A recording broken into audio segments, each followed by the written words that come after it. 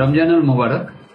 আসসালামু আলাইকুম দর্শক মন্ডলী, আমি professor doctor S M Irfan, colorectal surgeon.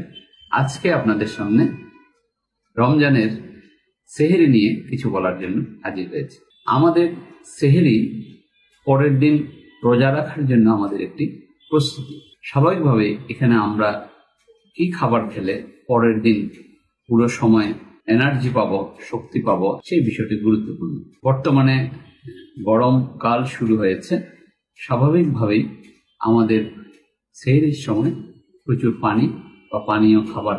দ্বিতীয় হচ্ছে আমাদের ওইসব খাবার খেতে হবে যে খাবারগুলো স্লোলি হজম হয়, অর্থাৎ ধীরে ধীরে হজম হয়, যাতে আমরা আমাদের শক্তি আস্তে আস্তে দীর্ঘক্ষণ আমরা পাই।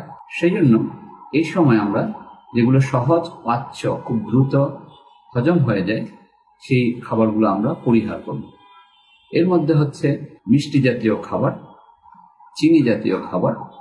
এই খাবারগুলো আমরা সেহরির সময় খাবো না। আমরা কি খাবো? ভাত যদি খাই, ভাতের মধ্যে আতপ চালের ভাতের চাইতে সিদ্ধ চালের ভাত দীর্ঘক্ষণ হজম হতে সময় লাগে, সুতরাং এটি সেহরির জন্য উপযুক্ত। এক সিদ্ধ ভাতের চাইতে দ্বিতীয় দুই সিদ্ধ ভাত চালের ভাত বেটার। একইভাবে রুটিও এখানে ভালো। শাক সবজির মধ্যে সব ধরনের সবজি খাওয়া যেতে পারবে, এবং সবচেয়ে ইম্পর্টেন্ট হচ্ছে এখানে প্রোটিন বেশি থাকতে হবে, অর্থাৎ আপনার মাংস, মাছ, ডিম এই জাতীয় খাবারগুলো এই সময় বেশি খেতে হবে, যাতে আমাদের শরীরে দীর্ঘক্ষণ এনার্জি বা শক্তি থাকে। দ্বিতীয় আরেকটি বিষয় হচ্ছে আপনার এই সময় আমরা একটু সলিড মানে বেশি করে খাবো, যাতে করে আপনার শরীরে বেশিক্ষণ খাবারটা বা এনার্জিটা থাকে। এই জন্য আমাদের যদি শাক বা এই জাতীয় খাবার খাওয়ার প্রয়োজন হয়, আমরা এটা সেহরির সময় যত কম খাবো।